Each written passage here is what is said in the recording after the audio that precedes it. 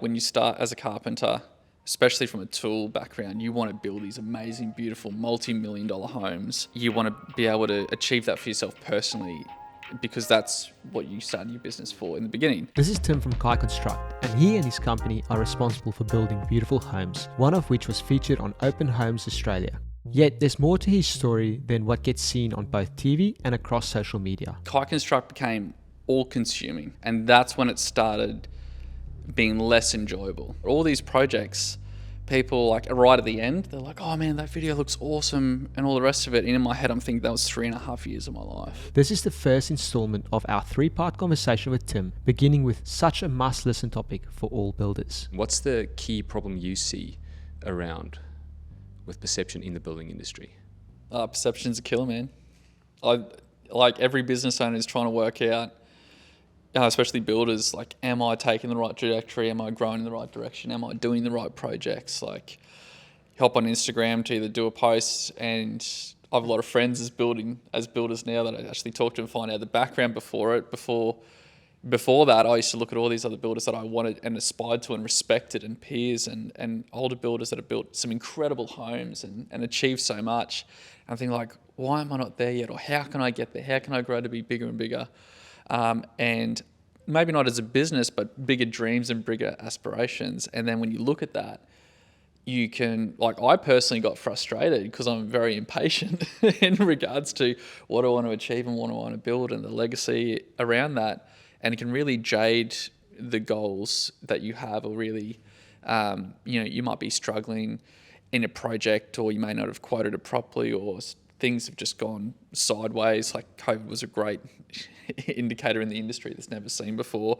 And then you're looking at the show reel online going, well, was my world falling apart right now? Yeah. And why is everyone else seems to be doing great?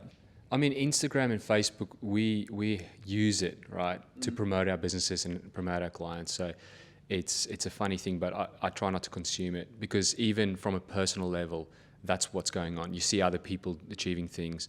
So it's you can translate that back into business. JP, you obviously talk to a lot of builders in the front end. What's that desire for them when they talk to you about a desire and you go, that's just a perception thing, it's just what they see, they haven't really taken the time? Yeah, that's a good point. I think a lot of the guys, perception is a huge player in that. They when they describe their goals, it just sounds like they've got that off online, or they struggle to define it with any depth. Or there are those that I think might see that already, and when I ask them, what are their goals, what does growth look like to you? That's a very open-ended question, and they'll quickly jump to, I don't want to get bigger, or it's either I don't want to get bigger, but then they can't define anything other than that. Or it's, I want to go from here to here. Yeah. It's interesting, because I've noticed a few times when we work with clients, on the front end, you'll talk to them and understand what their desires and goals are. And it'll be one thing. And then when it comes to the story side, when you start story development, and the story team that you lead, start, interviewing them, that desire sounds different in the videos. Yeah, I think sometimes when say like a builder is talking to someone, they try and put something out there that they think is correct. Yeah. Is like not politically correct, but like what it should be, like what their desire in business should be. But as soon as we find this when we're doing the storytelling, sitting down with the builder and you really go like what gets you up out of bed in the morning? What's a thing that makes you tick? It's crazy how it changes. It's completely different to that conversation they had in the front end, talking to JP. Yeah, and you can see the passion, you can see everything coming out from the heart. You can actually see what's in the heart. But yeah, going back to I remember when I first caught up with you, Tim. How long ago? When was this? Oh man, this was like 6 months in to Kai Konstruct. So I remember we were sitting at the coffee shop, and I remember I took a photo the other day of that coffee shop, and I'm like, this is where it all began. So it's pretty funny. I had that initial chat with you. What I loved about your goal back then was you're like, I've got Jamie in the business, my brother, I've got other brothers as well, and it's all about family and stuff. Do you remember that? Yeah, I do. And then as you're saying that, I'm like, man, I sort of lost that year 3, year 4. Yeah. Just But now, like like, but now constantly wanting talking to grow about it. it Now now. talking about it now, it's like Yeah. sort of come full circle of the last 5 years has just been a blur. And then like the start of this year was just redefined, really sitting down with my brother, who's become an integral part of Kai Konstruct. Yeah. Like, I feel like a building business is two worlds, the on-site world and the operations world. And so I think we've readjusted and recalibrated the why of what we're in business. What's been going on in your mind? What were those internal battles in your mind growing the business, number one? Number two, like trying to look a certain way as a business. What you said before, Andre, was, then you have story dev and you really pull the passion out of it. I feel that if I didn't do story dev with you guys at the start and then again last year, that's really the only time that a building business would really look at that in that process. Because the last 3 years from that first conversation to now just recently this year, like our progression has been amazing and scary at the same time. It's because I look back now and I'm like, I was so passionate about running like an exceptional business. And then I look at how we operate Kai Konstruct today and I'm like, man, it was just like, I was running a business that I thought was great, but then how it ran wasn't really, you only know what you know, is what I'm trying to get out. Yeah. And back then you're like, I want to build more, I want to do more. And it was just this really, it was a production driven, I want to like have projects that I can showcase and validate that I am a great builder. That's right. That I can do what I know I can do, but then I can show other people. You wanted to be what you were seeing online. Yeah, and then, man, that is a dangerous way to grow a business without coming back to, and I say dangerous only from a mental business mindset perspective, because clients are entrusting you with their biggest investment. If your goal is to just do that, then you're not aligned with why you started your building company. We want to give our clients the best experience that we can deliver them. And that's why we're so focused now on coming back to the business why we started it, the family, really systemizing the business, having a great team, because it's grown beyond what I can personally do within the hours that I have during the day, and now growing a personal family. Yeah. And having the balance right between both worlds of personal and business has been a real realignment just after the last year and the challenge of those builds. Yeah, I mean, you've had some amazing projects the last few years. What's that perception though? Like, because you mentioned before, you'd go on Instagram and you might see some projects, and then what's that feeling you got inside when you see other builders get certain projects that, in your mind, and what's that perception like? Oh man, I need that to be successful. Totally. Because that's the perception out there, right? It is the perception, and it's also like a value realignment.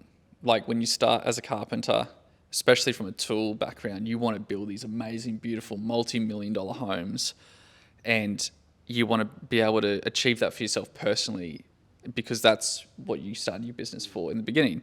Then you quickly realize that a building business is a business, and that you need to 80%, I would say, of a building business is off-site and 20% is project delivery. And there's a few studies that can prove that.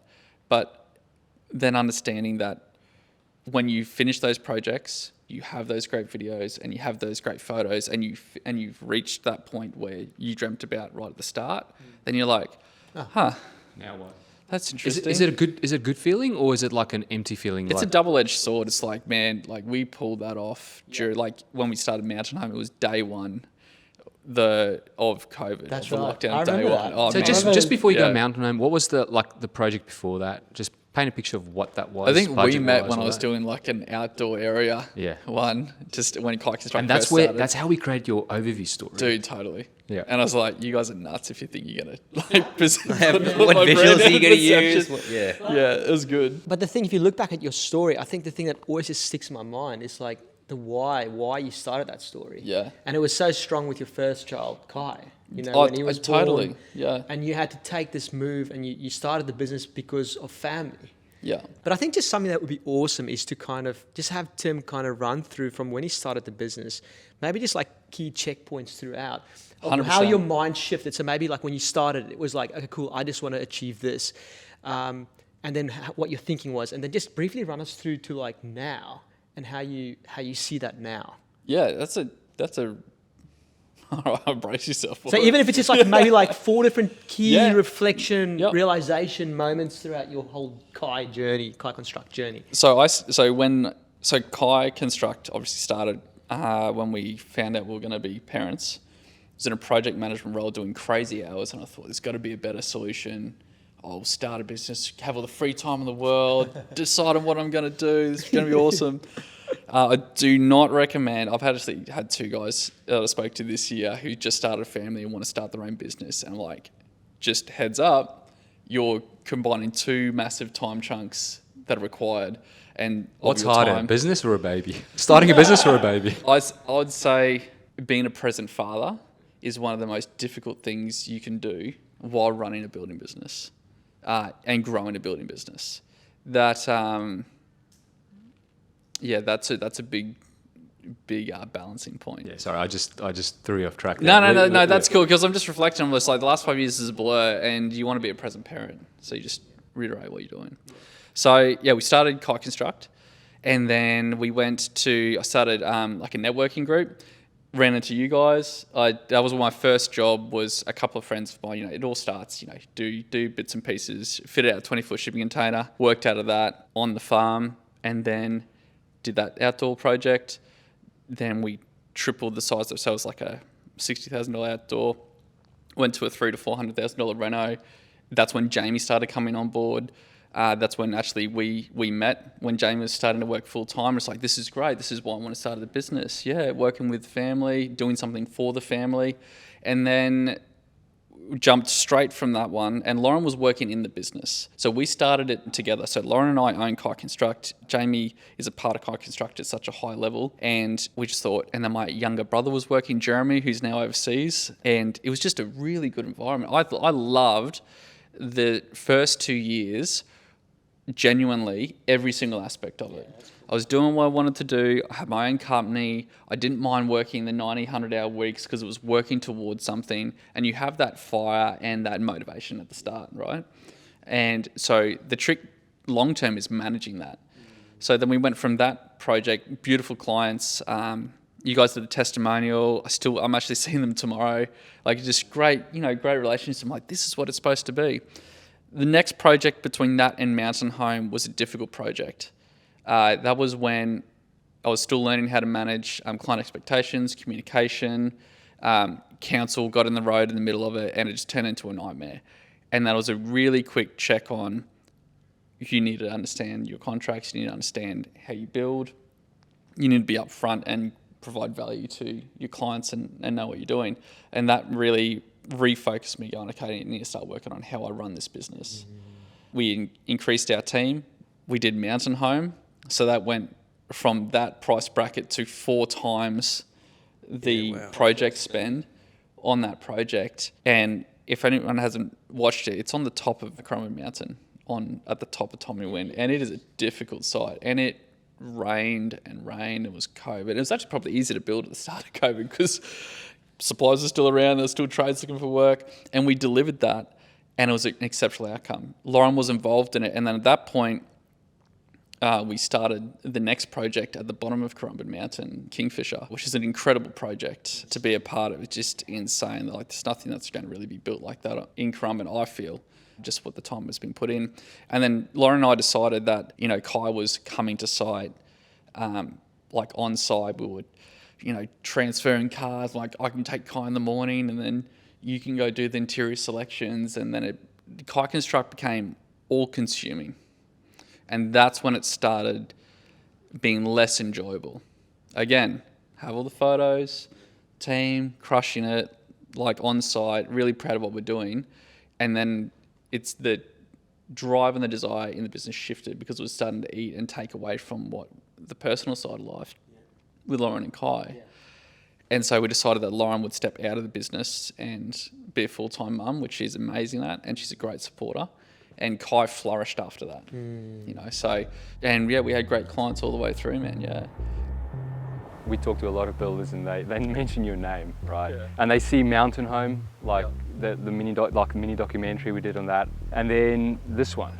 I mean, and people think it's an overnight success. So yeah, the show reel.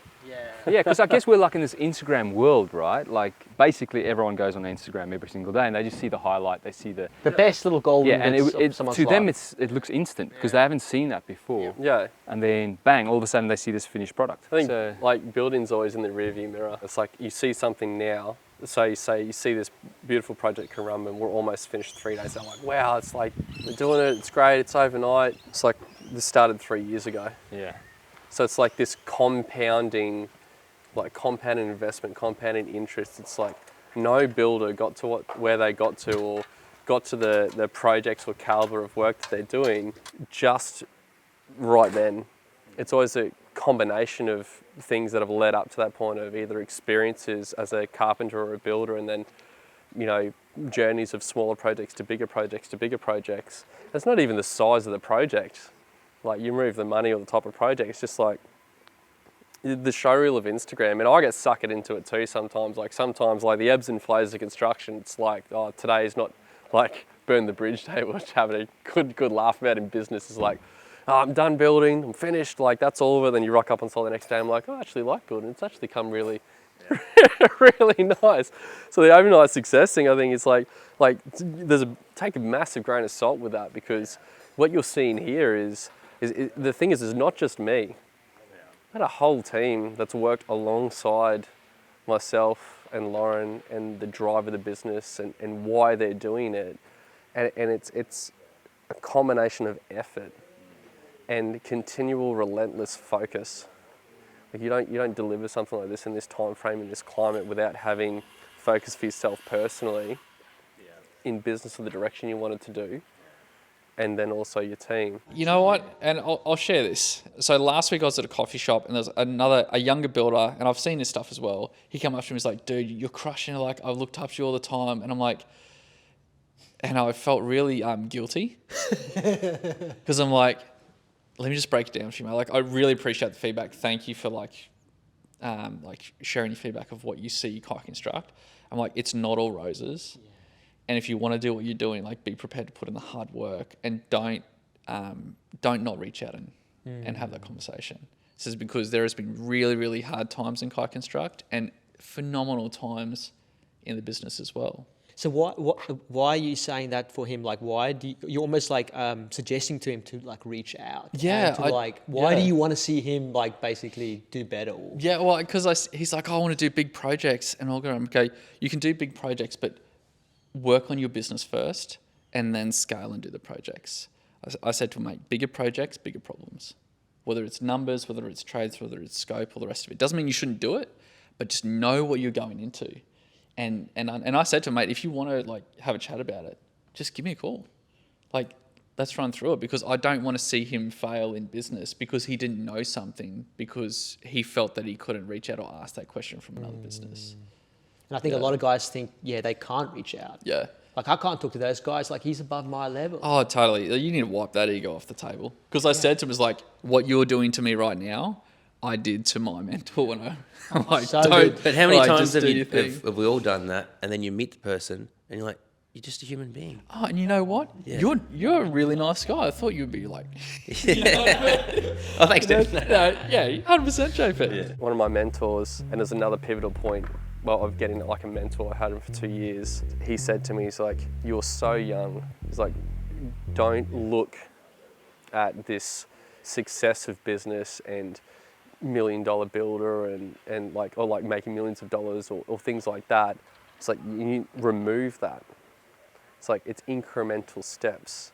And whatever that looks like for you, whatever your show reel looks like for you personally and what you want out of your business, then be completely satisfied with that. Because if you're wanting to benchmark your success of this builder did this, but I did this, it's that you're going to be forever miserable. You know, and like there's so much time and effort that's gone behind the scenes of this building that's made it a success that no one will ever see. but they see the end result, which is great because it's inspiring, you know, like we want to be an inspiration and have a positive impact on the building industry, not just our clients. Like, want to support our apprentices and the women in building that work with us and things like that, and inspire other people to build. But take stock of where you are personally and don't compare. Like, I started comparing myself in the early stages of business, and it mentally did my head in. When I realised I'm just going to build and do what I have in front of me extremely well to the best of my ability, and what can I learn from it, the results follow. Unfortunately, in the building industry, everyone has the perception of the socials and all the rest of it. I know we keep going back to it, but then they're like, builders don't talk to each other because they feel like they're going to, but then he'll know how I build and all the rest. And I'm like, guys, if you can just expand your mindset just a little bit outside of your suburb and realize that you cannot build everything. And if you want to build everything, then go be a volume builder and play in that space. But if you're in resi and you're a customer home builder, or you're a family business that wants to deliver value, you can't build everything. Yeah. I refer so much work to other builders that I can't either do the work, or I know that they will be a better fit for what that client needs, like every single week. And that should be how the industry, it's a real grind point for me at the moment, actually, of just wanting builders to unite and help and grow each other with no agenda. Go, man, I went through that. I get that. It's been hard. Having that relationship since 10X to now has been a mental saver, like not wanting to just like pack it all in because Not you haven't feel alone. Not feel alone about, dude. And he's like, yeah, man, I did that. Or like I was talking to another builder, Instagram, so dude, you're doing a massive build. And he's like, dude, I'm burning $10,000 a day pumping out a basement with this rain. And I'm like, well, that's a bit of perspective for you.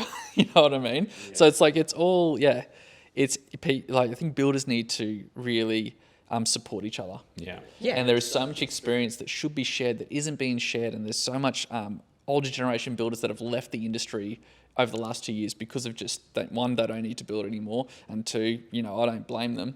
They don't want to have to deal with what's happening in the industry. Yeah, and there's been a few good outs, COVID, supplies. Just a few good outs, Let's just get out of it. Yeah, 100%. And I feel like there's just so much opportunity still to come. Like, you look in history and you go back through it, it's like, it's just having that long-term vision, that long-term goal, and passing that through to your team as well has been the biggest thing. Thank you for tuning into part 1 of our conversation with Tim. Subscribe for part 2 coming out tomorrow.